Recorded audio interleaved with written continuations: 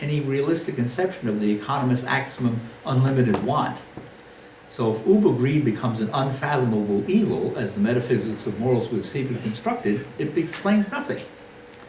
But if liability to the temptation of evil is not driving greed, what drives it? What is driving domination?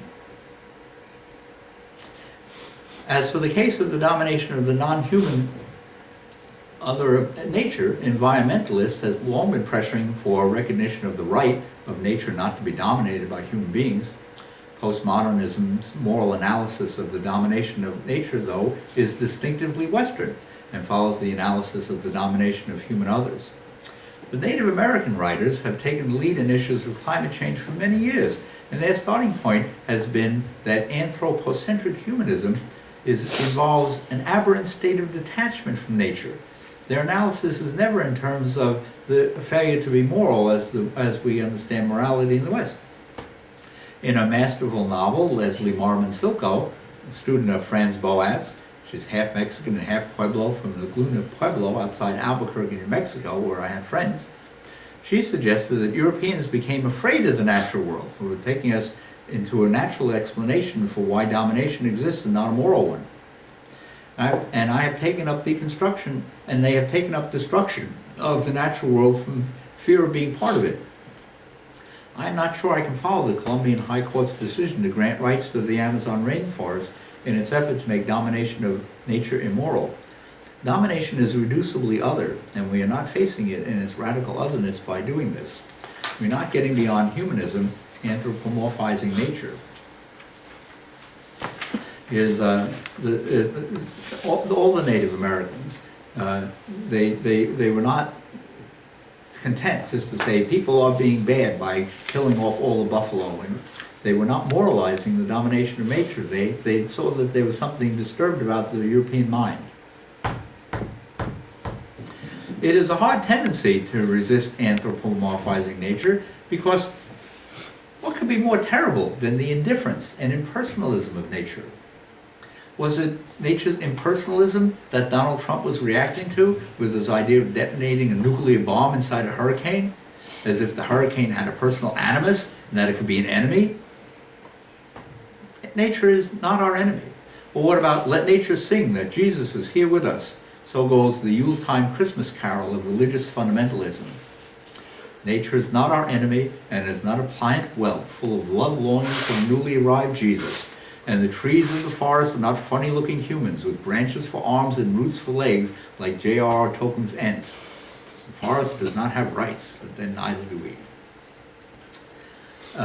There is a practical argument for a better treatment of nature.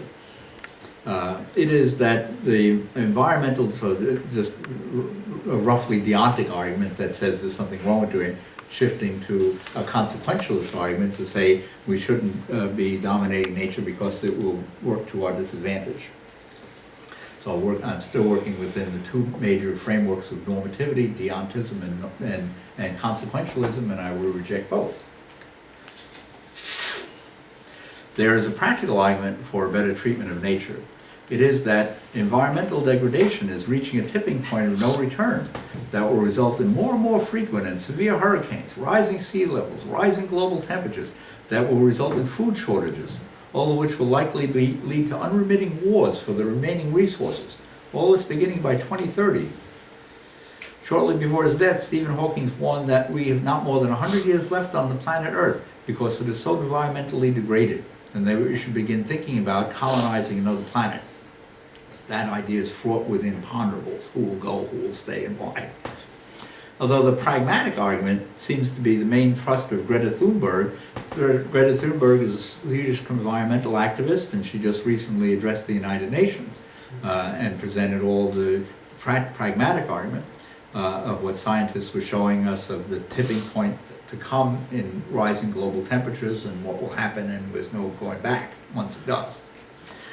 She added the concept of morality to our domination of nature when she said she refused to believe that the world's leaders would continue in their present course because then she would be forced to posit that they were evil, her word, and she could not believe so.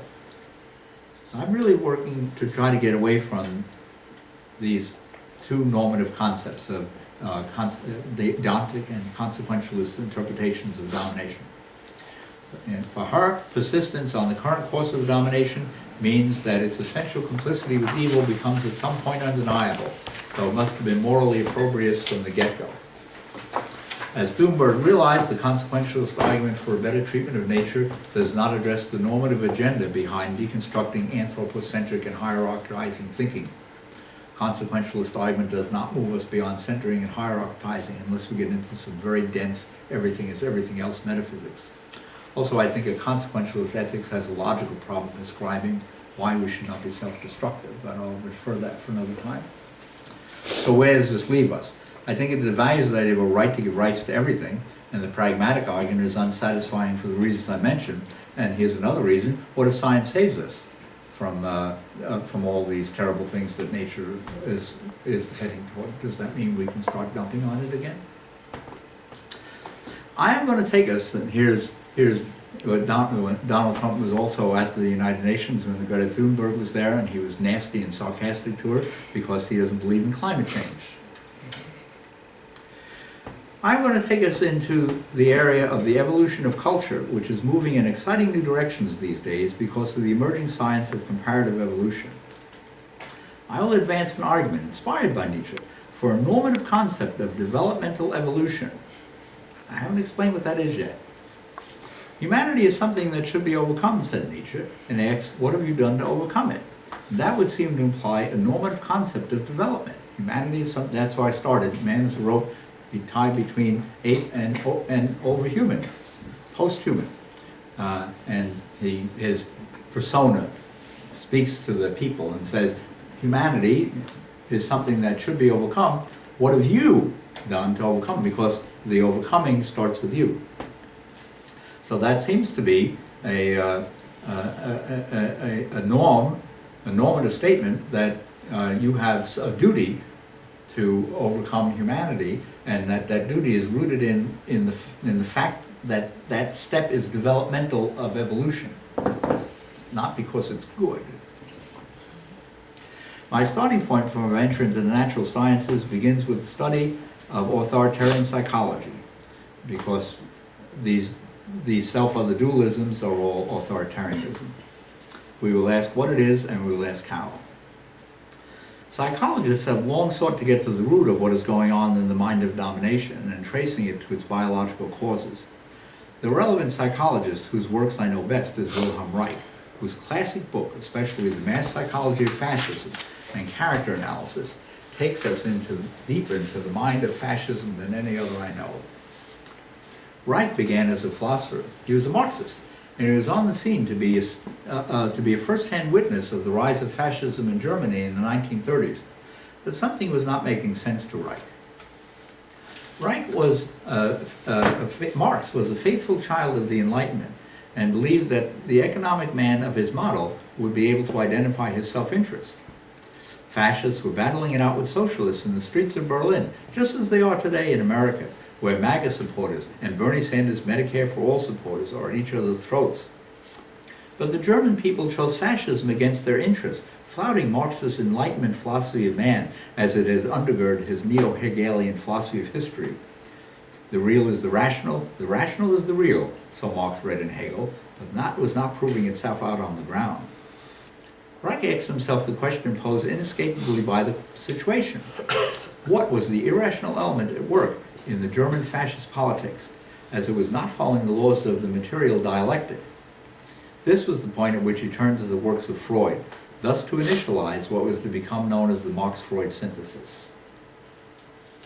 Many, many works appeared after World War II to study the phenomenon of authoritarianism, because that's what seemed to be the driving socio-psychological phenomenon behind fascism.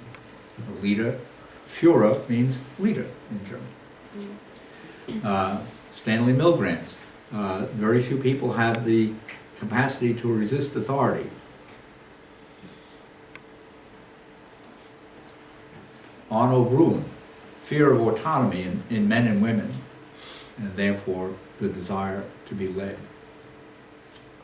Marx-Freud synthesis. Reich's question was simple enough. Why do mass populations crave authority? Why did the German people, in particular the lower middle class, choose to be led by authoritarian leaders rather than elect socialist representatives who would look into their rational self-interest? Just to speak aside, Reich's study of authoritarianism is essential reading for any understanding of American politics under Donald Trump and the coalition that makes up his power base. Marx-Freud synthesis was founded to understand fascism, and we are looking at the exact same stuff happening in America that was happening in Germany. I read Reich, and ooh, this could be today. America under Donald Trump has gone far beyond being a very flawed democracy. And if he wins in 2020, it will be obvious that America has become a fascist state and will be so for the foreseeable future. Reich concluded that there was a distinctive human character he called the authoritarian personality.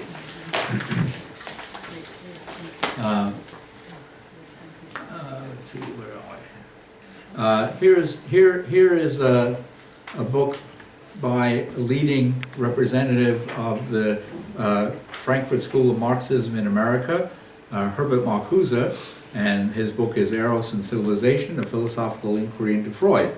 So he too made this reach to Freudianism to produce this magnificent body of thought, analytical thinking, called the Marx-Freud synthesis, which is an extraordinary, powerful tool for understanding what fascism is.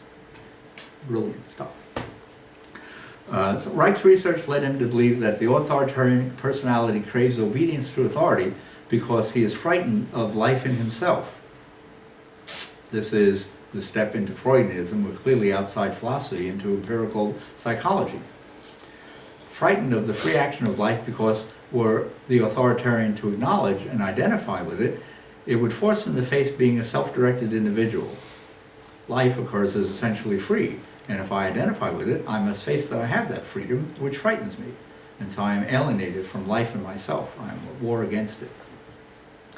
Reich's basic idea is the authoritarian is afraid of something. And domination is really about being afraid. That's the Freudian step. I am convinced by Reich's basic analysis, but it leaves us with a problem which no one could solve, and we can't, and you would not be able to solve this problem until 2 years ago. It leaves us the problem of how to account for the evolution of being frightened of self-direction and individualized experiences and wanting to be led. One searches Reich's writings in vain for a speculation about the evolution of authority and of the authoritarian personality. Without knowing how it came into the world, we cannot speak of a science of the psychology of obeying.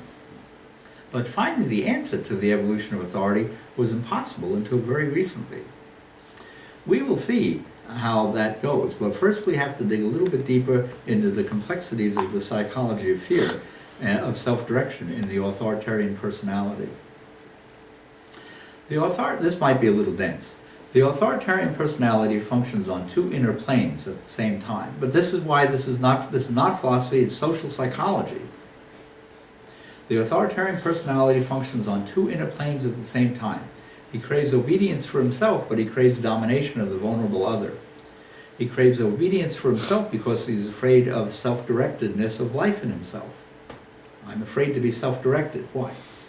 But in a second movement, he craves the domination of the vulnerable other and makes domination of the free play of life in the other mean that he can control the free play of life in himself. He is dependent on the other of this way. So I'm suggesting that the domination of the other is motivated not by greed, but motivated by something psychotic, psychopathic, in the mind of the domineering person. But then that raises us a whole bunch of other problems. We're outside of morality, outside philosophy, into the natural sciences, and that becomes a confusing place for philosophers to be. So by the first movement, the authoritarian personality becomes an obedient character structure to authority, and by the second, he does something which he also craves, and which he justifies to himself as a further obedience to the rule of authority. He seeks out the vulnerable other and tries to dominate his or her autonomy. He opposes his authoritarian character structure as normalcy and persecutes the refractory other. But why? What is the interest of the authoritarian in dominating the vulnerable other? The answer is that in control of the freedom of the other, the mind of the authoritarian fearfully clings onto the mind of the other by way of escape from fear of freedom he feels for himself. The domineering self is engaged in a psychological takeover of the other. This is not morality, in which he accomplishes in and by acts of compelling the obedience of the other. He seeks to take up residence in the mind of the other, suffocating, strangling the freedom of the other in fear of being free himself, in flight from the individuality, freedom of life in himself. But all this is still quite standard right. Instead of being an individual, he is a fantasy self of power. In the first two of its movements, then, the authoritarian defines his character structure as shaped by his alienation from the free play of life in himself as normal. Next, he seeks to impose obedience to his authoritarian structure on others, especially the vulnerable others, women, children, and nature. But when and why did the fear of self-direction first emerge in the evolutionary record? Why and how did the act of domination of another mind evolve? This is a question Wright did not, and in fairness could not ask, because in his time the model of evolution was limited to the Darwinian Mendelian synthesis. Today, however, the model has been superseded by the extended evolutionary synthesis, and in this new model we have resources that allow us to finally dig into what is going on here. I am going to begin talking about the topic of epigenetics. This is the main subject that has brought us outside of the Darwinian Mendelian limit on what evolution is. The authoritarian's domination of the free play of life in the other is a proxy for his power struggle against the freedom of life in himself. Because this is so, his failure to be a self of power over the other becomes anxiety, that he cannot be a self of power over freedom in himself. His outer proof of power over the freedom of life in himself is by domination of the vulnerable other, and it is freedom of life in himself that worries him. The other's assertiveness thus comes to signify to him that life in himself also has the identity of assertion against his power struggling against it, and that is so frightening to him that it leads to violence against the assertive other. See, so the issue is, I'm not oppressing you because I am trying to make you a vulnerable other so that I can exploit you in greed. That would be the deconstructionist moral argument. I think that's absolutely ridiculously underreads the relationship of dominance to subordination. The violence that's coming out here when we see Donald Trump igniting a butane lighter in the face of Bernie Sanders is not about greed. This is psychopathology. Why? It would seem that a long time ago we went through a moment of a great turning inward on one another to create an obedience culture in which it became possible to construct relations in which we could live out the fantasy that free occurrences of life cannot happen in us. We can make life do what it is told. That is fascist culture, and is a kind of narcotic against the fear of self-direction. Nietzsche said something similar about the culture of retaliation as a narcotic. Finding to blame, he said, is a narcotic for those too weak to face up and accept bad things as life, just how life is. Without this narcotic of finding to blame, he says, we would commit mass suicide. His treatment of finding to blame in Ecce Homo Wise 5 is quite brilliant. But how in heaven's name did we get this way? No individuals, just cells of power vis-a-vis a harried class of vulnerable others? The Darwinian model of evolution has an elegant simplicity, but its simplicity led to its radical qualification. Under the Darwinian Mendelian model, random mutations occur during cell division and present themselves to the environment, which then acts as a kind of survival filter. The mutations that are adaptive continue on into the next generation of those that do not. Adaptive mutations are those that confer an advantage in getting food and avoiding predation. Non-adaptive mutations are those that do not. Under this model, it is hard to see how the psychology of the fear of self-direction could have evolved. But recent evolutionary science has shown that we have been mistaken to look upon the Darwinian model as the whole story about evolution, and that epigenetic evolution must come into account.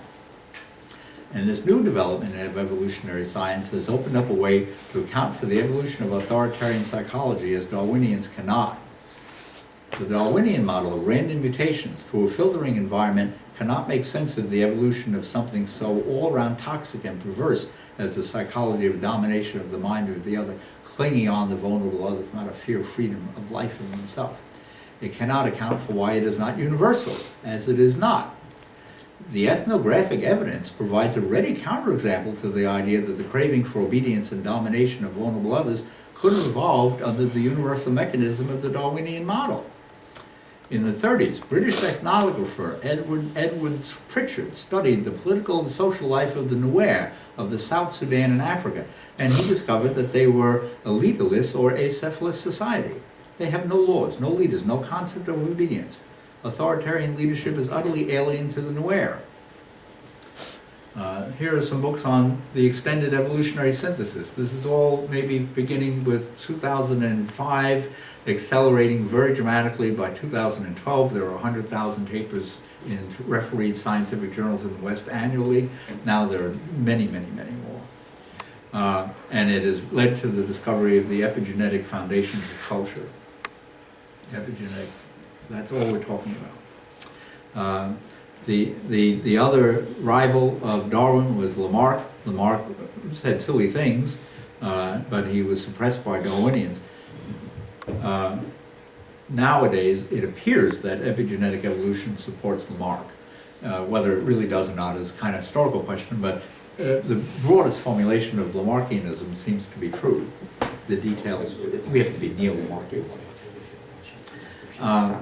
It could be objected that the Nuer remained an acephalous society because their economic life was simple, so they didn't have to.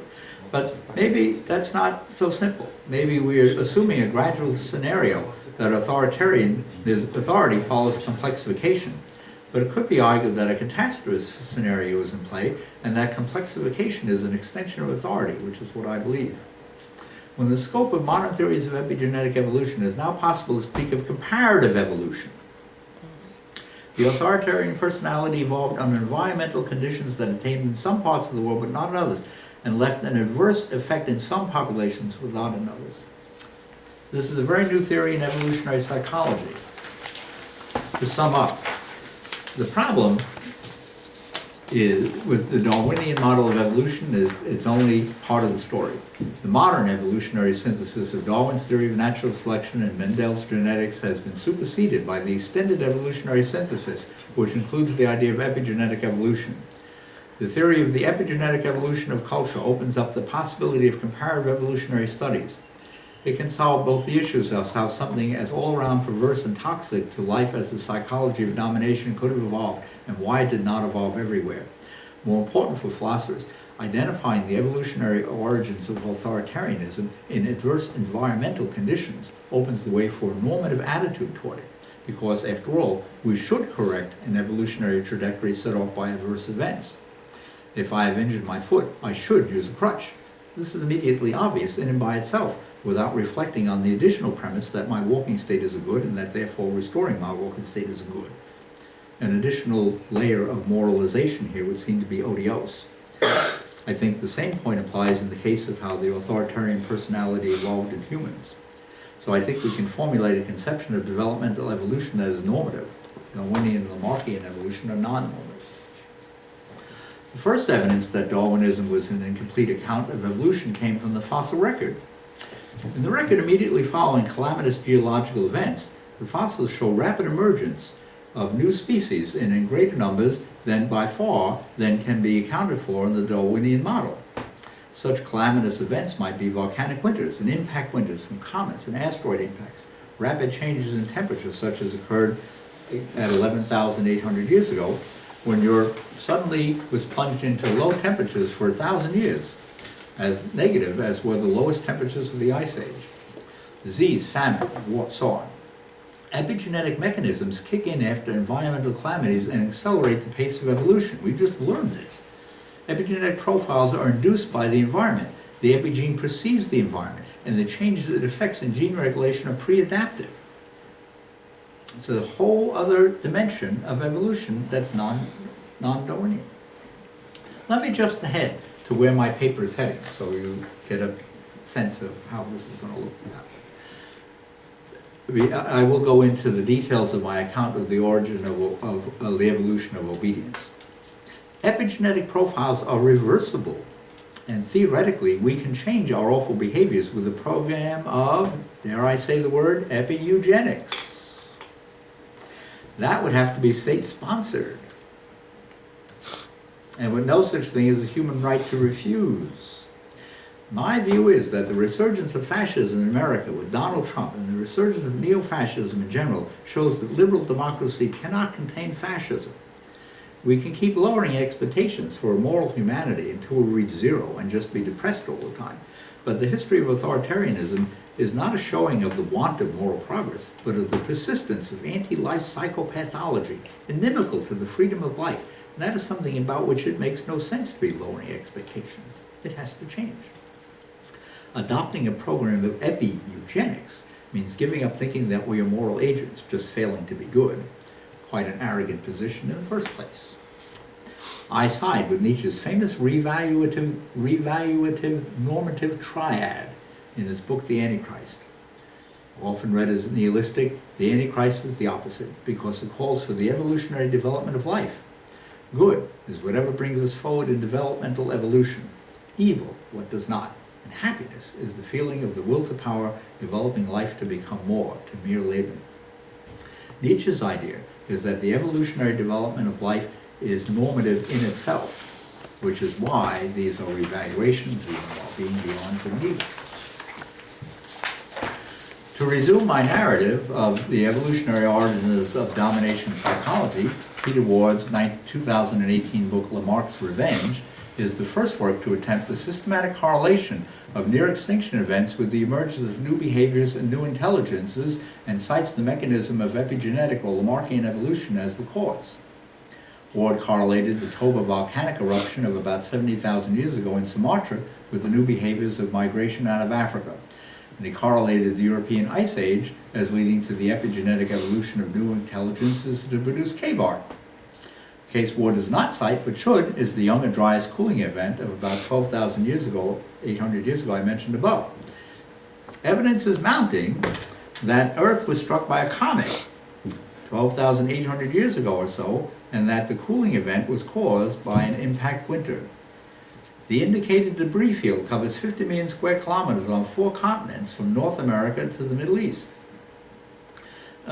Because this is not settled science, skeptics say, if a comet hit the Earth 12,800 years ago, where's the crater? Comets and asteroids are different types of bodies, and a comet can fragment as they approach. So there could be lots of small impact craters from the Younger Dryas comet from 12,800 years ago spread over lots of locations. We saw a comet fragment when it struck, when comet Shoemaker-Levy 9 hit the planet Jupiter. To everyone's astonishment, it broke up and hit Jupiter successively in a string of fragments striking at multiple locations. So the fact that we have not yet found a large impact crater as we did for the impact 66 million years ago that coincided with the disappearance of the dinosaurs from the fossil record is not conclusive that the Younger Dryas cooling event was not caused by a comet impact. And there is the thought. There we are 12,800 years ago, and this is a suggestion that a comet struck the Earth. And this is a site in northern Turkey called Göbekli Tepe, and some scientists think, this is very new stuff, that the megaliths at Göbekli Tepe show this incoming comet. There, can you see that? Oh yeah, that's Göbekli Tepe. Here is the debris field from the Younger Dryas comet impact. The debris field means area where we would find things that we would only associate with a comet impact, that things, minerals and quartz, shock quartz, other things that appear only under tremendously high temperatures and would not appear normally. That debris field, notice, is covering North America, and it's going right across Europe to where? Right at the bottom of Turkey. And what's at the bottom of Turkey right there? The Tigris-Euphrates River, and that is the birth of agriculture.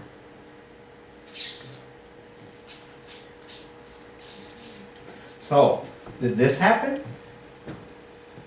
Do we have a situation here of comparative evolutionary development? We have in North America We did not develop the agricultural civilization. We could have, because the Mississippi River Valley warrants it. It spills into the Gulf of Mexico. Didn't happen. It happened in the Middle East. They were both affected by the comet impact. Why did it happen in one place and not the other? And the answer is, it must have not been absolutely necessary for survival, because survival continued.